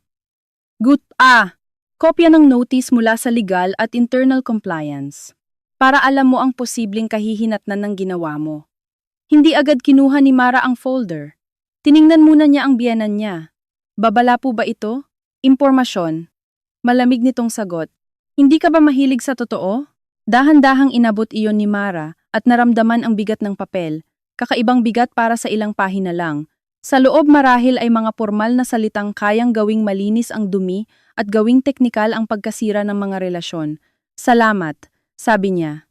At ang pasasalamat na iyon ay hindi pagyuko kundi pagkilala na may mga laban na mula rito ay sa ibang anyo na magpapatuloy. Humakbang siya palapit sa pinto ngunit muling nagsalita si Doña Celeste. Ngayon ay mas mababa ang boses. Hindi na para sa buong bahay kundi para sa kanilang tatlo lamang. Mara. Huminto siya. Kapag may tumawag sa iyo mula sa board o sa legal, huwag kang magsalita na parang wala kang bahagi rito. Lumingon siya ng dahan-dahan. May bahagi po talaga ako rito. Mabuti naman at alam mo. Ang kaibahan lang po, dagdag ni Mara. Hindi ko na itatago ang bahagi ko para lang protektahan ang pangalan ng iba. Ilang segundo silang nagtitigan. Sa likod ni Doña Celeste, nakatayo si Adrian na tila gustong lapitan ang sinumang unang bibigay ngunit alam niyang wala na siyang karapatang humarang. Umalis ka na bago pa kita pigilan, sabi ng biyenan niya sa wakas, ngunit ang tono nito ay hindi na utos ng matriarch kundi huling hibla ng isang babaeng hindi marunong magpaalam ng direkta. Hindi sumagot si Mara. Bahagya lamang siyang tumango at lumabas ng bahay. Sa driveway, maliwanag na ang umaga. May hamog pang bahagya sa mga ornamental na halaman sa gilid at ang itim na sedan na ipinatawag ni Adrian ay naghihintay na may bukas na trunk. Inilagay ng driver ang maleta sa likod at tumingin sa kanya nang may magalang na pag-aalangan. Halatang may alam pero hindi magtatanong. Pag-upo niya sa backseat ay sumunod si Adrian sa tabi niya. Sa halip na sa harap at hindi niya ito pinigilan. Umusad ang sasakyan palabas ng gate ng subdivision, dahan-dahan, at nang madaanan nila ang guardhouse, ay hindi niya napigilang lumingon sa bahay. Sa pamamagitan ng rear window, malaki, maayos, elegante, at mula sa labas, ay tila wala namang anumang mag-uudyok sa sinuman na isipin kung gaano karaming katahimikan ang ginawang hawla sa loob nito. Maaari mo pa ring hubarin ang singsing kung gusto mo, sabi ni Adrian makalipas ang ilang minutong biyahe. Nakatingin sa kamay niyang nakapatong sa kandungan. Napatingin siya roon. Manipis lang ang band. Simple. Iyon ang gusto niya noon. Hindi marangya. Hindi ko pa alam kung ano ang ibig sabihin ng pagsusuot nito ngayon. Sagot niya. Ganon din ako. Sabi ni Adrian. Napatingin siya rito. At sa unang pagkakataon sa maraming araw, ay may bahid ng katapatan sa kalituhan nito, hindi iyong kalituhang ginagamit para umiwas sa desisyon, kundi tunay na kawalan ng alam sa kung paano magpapatuloy matapos mabasag ang mga lumang patakaran. Hindi sapat ang pag-amin, sabi niya, hindi malupit kundi malinaw. Alam ko, hindi rin sapat ang pagsama mo sa akin hanggang dito. Alam ko rin. Sandaling tumahimik sila habang bumabagtas ang sasakyan sa EDSA, dumaraan sa mga pamilyar na billboard, buses, at gusaling unti-unting gising na rin. Sa ordinaryong galaw ng lungsod ay may kakaibang ginhawa si Mara. Para bang mabuti ring makita na may mundong nagpapatuloy kahit hindi umiikot sa kanilang pamilya. May tatawag sa'yo si Mr. Serrano, sabi ni Adrian. Mamayang hapon siguro. Gusto kanyang makausap nang wala si Miguel at wala si Mama. At ikaw? Kasama ako sa ipapatawag. Pero hiwalay siguro. Tumango si Mara. Sige. Mara. Tiningnan niya siya. Ayokong isipin mo na kaya lang kita sinusundan ngayon dahil natatakot akong mawala ka. Pero natatakot ka. Oo. Diretsyong sabi nito. At marahil noon pa. Ang pinagkaiba lang, lagi kong iniisip na kaya kong ipagpaliban ang pagpili basta walang sumasabog. Mali ako. Hindi siya agad sumagot. Pinanood niya muna ang pagdaan ng mga sasakyan sa labas. Ang isang batang may hawak na school bag sa sidewalk, ang isang babae sa waiting shed na nagkakape mula sa paper cup, at naisip niya kung gaano kakaiba na ang pinakamabibigat na sandali sa buhay ay nangyayari habang ang mundo sa labas ay tuloy lang sa pagiging ordinaryo. Hindi ko alam kung paano kita mapagkakatiwalaan ulit, sabi niya sa wakas. Hindi kita pipilitin, sagot ni Adrian. Pero susubukan kong maging tao na kayang harapin ang galit mo nang hindi nagtatago sa likod ng nanay ko. Napapikit siya sandali. May bahagi sa kanya na gustong maniwala. Dahil mahal pa rin niya ang taong ito sa paraang hindi basta nabubura sa ilang revelasyon lamang. Ngunit may mas malaki ng bahagi na natutong huwag ibigay agad ang sarili kapalit ng pangakong wala pang laman. Pagdating nila sa condo tower sa Ortigas, tinulungan siya ni Adrian hanggang lobby. Tahimik ang building, malinis, may amoy ng lemon polish at air freshener. Nakakapanibago ang pagiging impersonal nito. Walang portrait ng pamilya sa dingding. Walang mata ng mga kasambahay na nagmamasid. Walang paalala ng kung sino ang may-ari ng espasyo. Habang hinihintay nila ang elevator, tumunog ang cellphone ni Mara, si Mr. Serrano. Nagkatinginan sila ni Adrian, bago niya sinagot. Good morning, Mara, sabi ng matandang board member, diretso agad sa usapan. I'll be brief. Compliance has started pulling documents. There is resistance. I need to know whether you're willing to provide a written chronology of what you found and when you found it. Naramdaman niya ang paninigas ng balikat niya. Ito na marahil ang simula ng ikalawang yugto, hindi na lamang away sa hapag o pananakot sa sala, kundi formal na talaan ng katotohanan. Yes, sabi niya, at narinig niya ang sariling boses na mas kalmado kaysa sa pakiramdam niya. I can do that. Good. Also, dagdag nito, be prepared. Once this moves forward, personal relationships may not survive the process. Napatingin si Mara kay Adrian. Natahimik lamang ngunit hindi na umiwas sa tingin niya. Some of them already didn't, sagot niya. Nang matapos ang tawag, bumukas ang elevator. Pumasok sila. Sa salaming dingding ng loob, magkatabi silang nakatayo ngunit may sapat na pagitan para makitang hindi na sila pareho ng posisyon sa isa't isa. Sa ika-18 palapag, lumabas sila sa hallway na may makapal na carpet at mahinang ilaw.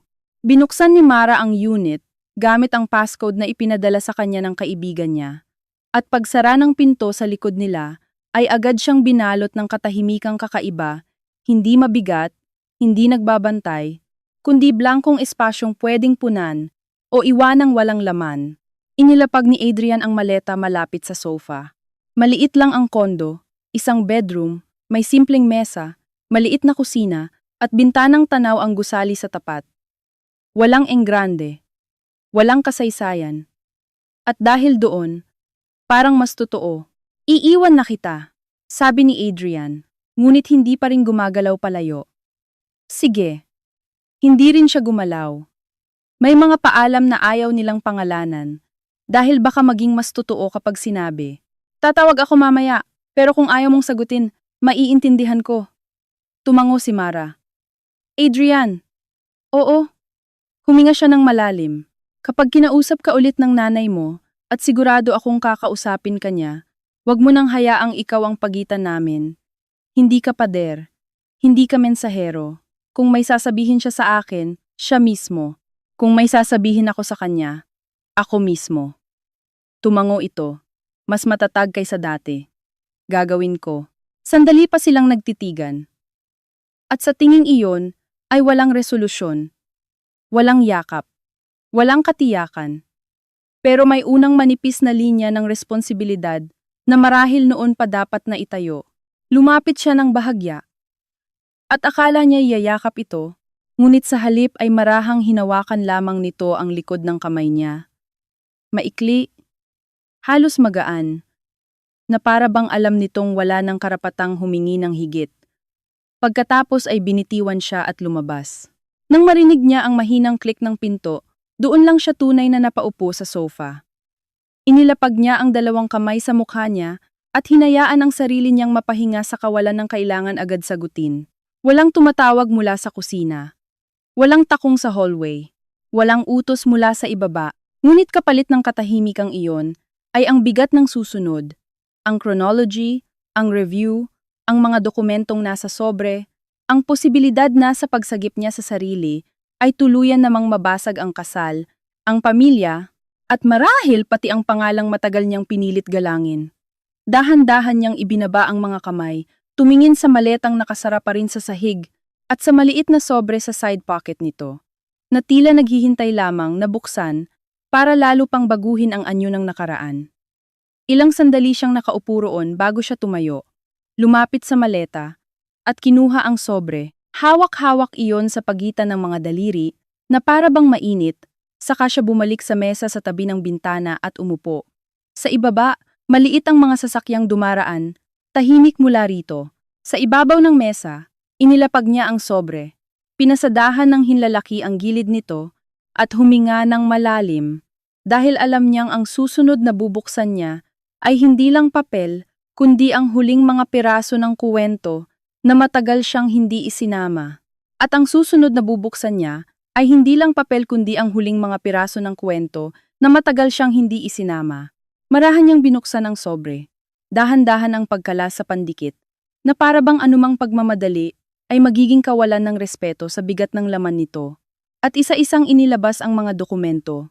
Draft prenup versions na may mga correction marks, email printouts mula sa abogado, internal correspondence na hindi kailanman ipinakita sa kanya, at sa pinakailalim ay isang mas lumang liham na tila pinrint mula sa personal email account ni Doña Celeste. Una niyang binasa ang prenup draft, at doon sa pangalawang pahina, malinaw ang mga clause na dati ay kutob lamang niya: residential expectations within the principal family home, spousal conduct provisions tied to reputational risk, limitations on business access unless expressly delegated by the family head. Bawat linya ay parang pagkumpirma na, noong simula pa lang, hindi siya pinasok sa isang kasal, kundi sa isang kasunduan ng pagpasok sa sistema. Mas masakit pa ang mga email sa pagitan ni Adrian at ng abogado. May tanong ito kung pwedeng gawing mas magaan ang wording para hindi raw magmukhang ultimatum. May isa pang mensahe na humihiling na huwag nang ipadala sa kanya ang unang draft dahil hindi pa tama ang timing. Ilang segundo niyang hindi maigalaw ang susunod na papel, nakatitig lang siya sa salitang timing, na para bang buong pagsasama nila ay doon ibinuhol sa tamang panahon, sa tamang salita, sa tamang pagharap, hanggang sa wala ng totoo na dumating sa tamang oras. Pagkatapos ay inabot niya ang lumang liham, walang subject line sa printout, at habang binabasa niya ang unang mga pangungusap ay dahan-dahang nagbago ang timpla ng bigat sa dibdib niya. Hindi iyon mensahe tungkol sa kanya kundi kay Adrian. Ipinadala ni Doña Celeste sa abogado, halos 1 taon bago ang kasal nila, at bagamat formal ang ilang bahagi, may mga linyang hindi kayang itago ng legal na wika ang takot. My son is soft where his father had steel. He confuses love with surrender.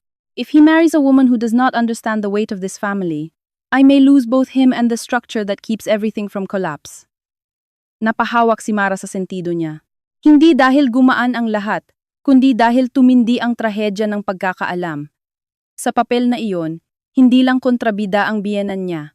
Isa rin itong babae na matagal nang nabuhay, sa paniniwalang ang pag-ibig ay butas sa depensa, at ang pagkawala ng kontrol ay simula ng pagbagsak. Muling tumunog ang cellphone niya. Si Adrian. Hindi niya agad sinagot, nagring ulit, at sa pangatlo, sa kanya kinuha. Hindi dahil handa na siya, kundi dahil alam niyang wala ring saysay ang pagpapahaba ng pagitan. Nabasa mo na? Tanong nito agad. Paos ang boses na para bang hindi pa rin ito nakakahinga nang maayos mula nang umalis siya. Oo, sagot niya. Lahat? Sapat para maintindihan ko na hindi ako aksidenteng inilagay sa kulungan. Planado talaga. Sa kabilang linya ay ilang segundong katahimikan. Mara, I'm sorry. Pumikit siya. Kay dali ng 2 salitang iyon, at kay bigat dalhin kapag huli na. Alam ko na nagsisisi ka, sabi niya. Pero hindi iyon pareho ng pag-ayos. Hindi ko hinihinging patawarin mo ako agad. Mabuti. Naramdaman niyang huminga ito ng mabigat. Tumawag si Mama. At hindi ko sinagot sa una. Tapos siya na ang pumunta sa office. Napakunot noo si Mara. Anong office? Nasa main office ako. May pinapasign ang legal at kailangan ko ring ilabas ang ilang records. Tahimik siyang nakinig. Galit siya? Tanong niya sa wakas. Hindi. Sagot ni Adrian. At iyon ang mas nakapagpalamig sa likod niya. Mas malala. Maayos siya. Masyadong maayos. Sinabi niyang kung gusto ko raw talagang maging malinis ang lahat, dapat tanggapin ko rin na may mga pangalan na madadamay, kasama ang sa akin.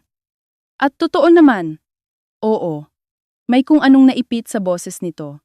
Pero sinabi rin niya na kapag pinatuloy ko ito, wala na raw dahilan para manatili pa ako sa trust structure. Na baka panahon na raw para matutunan kong mabuhay gamit ang sarili kong pangalan, hindi ang pinaghirapan nila. Umupo si Mara ng tuwid. Hindi siya nagulat na kayang gawin iyon ni Doña Celeste. Ngunit nang marinig niya ito ng malinaw, mas naramdaman niya ang sukdulan ng paraan nitong magmahal. Kapag hindi ka sumunod, ibabalik nito sa iyo ang lahat ng tinulong, sa paraang parabang utang ang mismong pagkatao mo. Anong sinabi mo? Tanong niya. Wala muna. Sabi ko kailangan ko ng oras. At ngayon, sa kabilang linya, may tunog ng pinto na sumara at mga yabag sa malayo. Ngayon, sabi ni Adrian, gusto kitang makita mamaya. Hindi para kumbinsihin ka, hindi para pabalikin ka.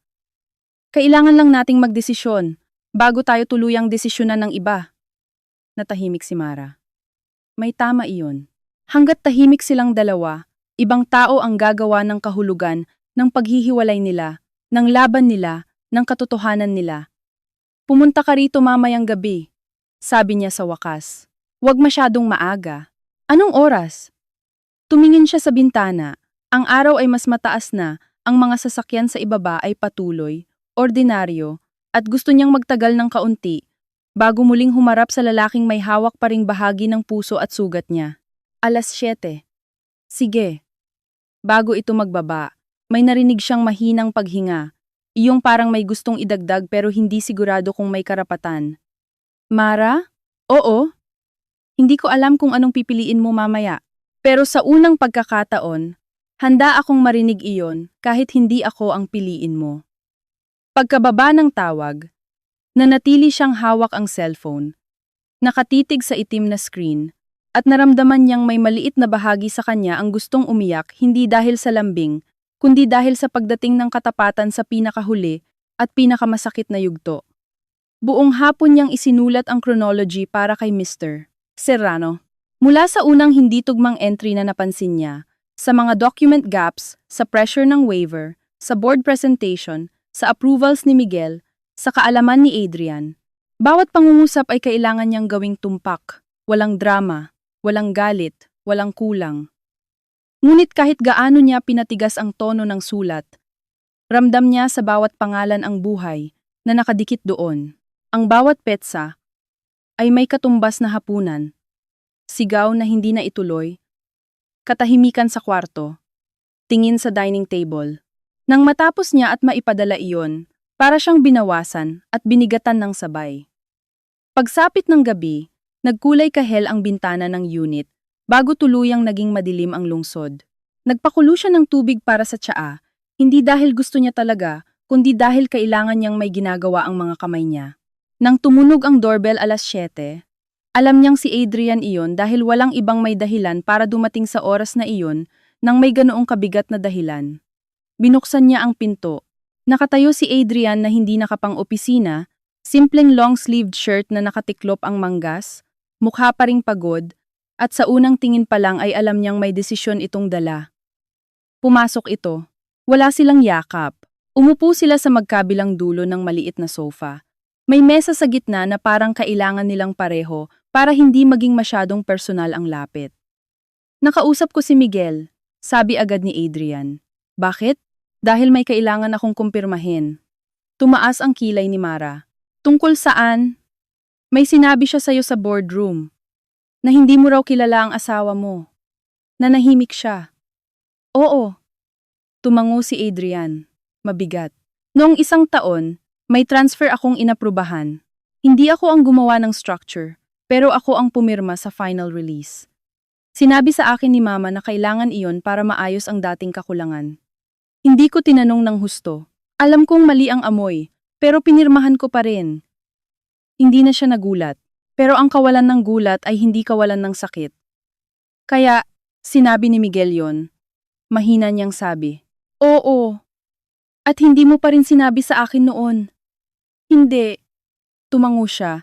Isang beses, dahan-dahan, at inilapag ang tasa ng tsaa bago pa manginig ang kamay niya. Salamat sa pagsabi ngayon.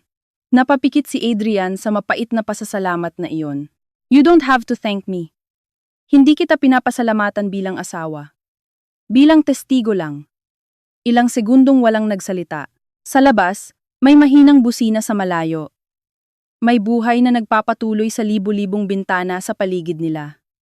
May dala rin akong papeles, sabi ni Adrian, at inilabas ang isang folder mula sa bag niya. Letter to the board.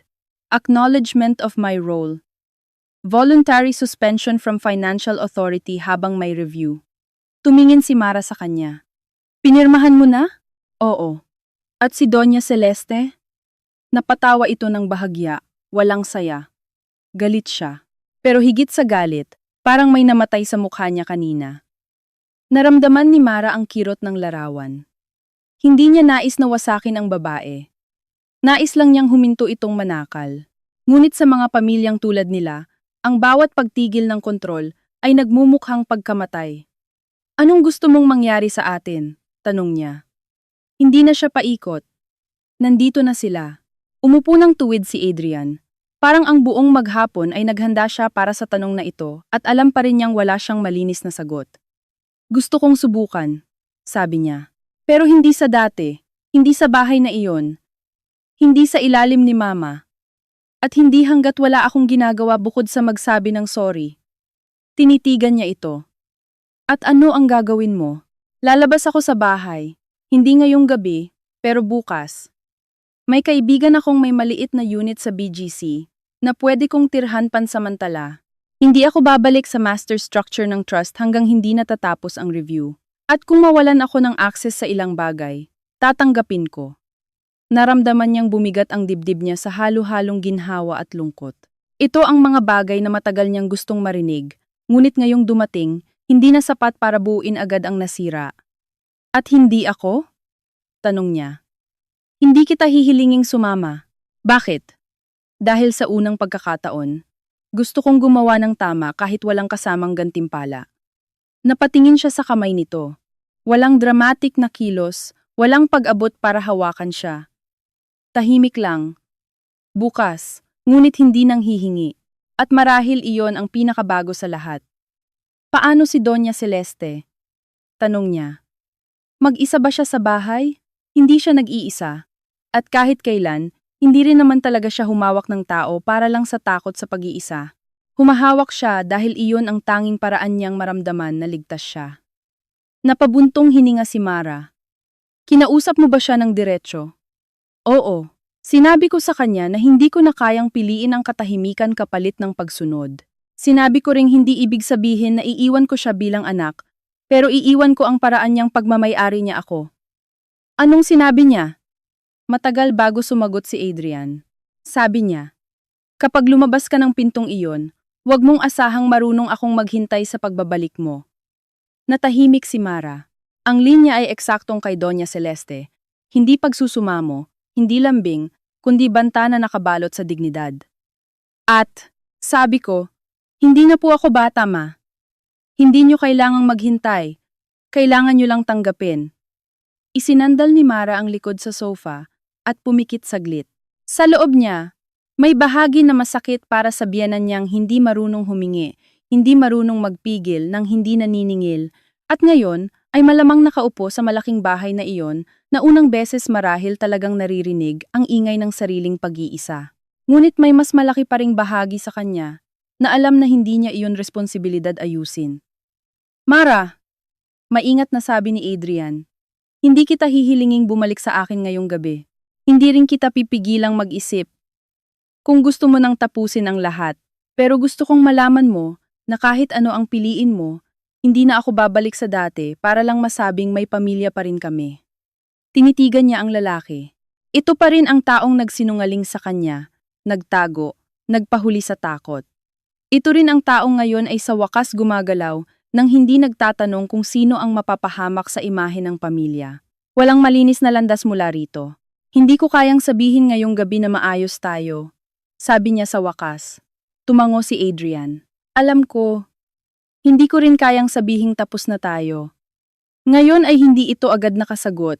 May dumaan sa mukha nitong halos pag-asa ngunit pinigilan nito. Marahil dahil natututo na ito na huwag sunggaban ang kahit maliit na butas bilang garantiya. Sapat na yan. Mahina nitong sabi. Sa ngayon, tumayo siya at lumakad papunta sa bintana. Mula sa taas, parang malinis ang syudad, mga ilaw na dikit-dikit, mga sasakyang gumuguhit ng manipis na galaw sa kalsada. Narinig niyang tumayo rin si Adrian sa likod niya, ngunit hindi lumapit ng husto. Bukas, sabi niya habang nakatanaw pa rin. May meeting ako kay Mr. Serrano at sa compliance. Haharap ako. Alam ko. At hindi ko babaguhin ang isusumiti ko para protektahan ka. Wag mo. Lumingon siya. Masakit pa rin marinig. Napangiti ito ng napakapait. Dapat lang. Ilang segundo silang nakatayo roon. Hindi magkadikit. Hindi rin ganap na magkalayo. At sa pagitan nila, ay walang resolusyon, kundi isang manipis na posibilidad na baka may buhay pa pagkatapos ng katotohanan, ngunit hindi na iyon ang dati nilang buhay. Uuwi na ako, sabi ni Adrian sa wakas. Sa unit ng kaibigan mo? Oo, hindi na sa bahay. Tumango siya. Hinatid niya ito sa pinto. Bago lumabas, huminto ito at tumingin sa kanya na parang may gustong humingi ng pahintulot sa isang yakap, ngunit naalala nitong hindi pa iyon ang sandali. Good night, Mara. Good night, Adrian. Umalis ito, at nang maisara niya ang pinto, hindi siya agad umalis doon. Nakasandal lang siya sa kahoy. Nakapikit. Pinakikinggan ang pag-urong ng yabag nito sa hallway hanggang wala na. Nang bandang 11:00, tumunog ang cellphone niya muli. Hindi si Adrian, si Nena. Nag-atubili siyang sagutin, ngunit ginawa niya rin. Ma'am Mara? Mahinang boses ng kasambahay. Nena? Pasensya na po sa istorbo. Gusto ko lang sabihin, umalis na po si Sir Adrian. May dala pong 2 bag. Tapos, si Ma'am Celeste. Nasa dining room lang po kanina pa. Hindi po kumakain. Pumikit si Mara. Bakit mo sinasabi sa akin? Hindi ko po alam. Siguro kasi, kayo lang po ang taong lagi niyang tinatanong nitong mga nakaraang buwan, kahit galit siya. Kapag wala kayo sa baba, tinatanong niya kung nasaan kayo. Kapag may niluluto po kayong iba, sasabihin niyang mali, pero mauubos naman po niya. Napahigpit ang hawak ni Mara sa cellphone. Tahimik siya. Hindi ko po sinasabing bumalik kayo. Mabilis na dagdag ni Nena. Gusto ko lang sabihin, parang ang laki po bigla ng bahay. Naramdaman ni Mara ang kurot ng katotohanang iyon. Hindi awa, hindi pagnanais bumalik, kundi pagkilala na ang mga laban sa loob ng pamilya ay walang tunay na panalo. May mga taong nakaligtas. Oo, pero may bahay na mananatiling puno ng bakas ng digmaan. Salamat, Nena. Mahina niyang sabi. Pakibantayan na lang po siya. Opo. Pagkababa niya ng tawag, naglakad siya pabalik sa bintana at hinubad ang singsing. Hindi galit ang galaw, hindi rin ritual ng tuluyang pagtatapos. Inilapag niya lamang ito sa mesa, katabi ng tasa ng tsaa na malamig na. Tinitigan niya ang maliit na bilog ng ginto at naisip na minsan ang pinakamahirap na desisyon ay hindi ang umalis o manatili, kundi ang pumayag na huwag munang pangalanan ang isang bagay, hanggat hindi pa iyon kayang buhatin ng totoo. Sa isang bahay sa Quezon City, marahil ay nakaupo si Doña Celeste sa napakahabang hapag na siya mismo ang bumuo ng kahulugan. At sa unang pagkakataon ay walang anak na bababa para sa utos, walang manugang napupunasan ang tensyon sa katahimikan, walang taong magpapanggap na buo pa ang lahat. Sa isang maliit na unit sa ibang bahagi ng lungsod, marahil ay nakaupo si Adrian sa gilid ng kama, tanga ng unang gabi ng buhay, na hindi niya ipinagpaalam sa ina bago pinili. At dito, sa kondo na hindi niya bahay ngunit unang espasyong tunay na nakahinga siya, nakatayo si Mara sa pagitan ng pagkawala at posibilidad, hindi panalo, hindi talo, kundi sa wakas ay hindi na rin pag-aari ng kahit sinong takot kundi sarili niyang pasya. At iyon, kahit may kapalit na pagkabasag, na hindi na maitatama ng lubos, ang tanging uri ng kapayapaan na kaya niyang tanggapin.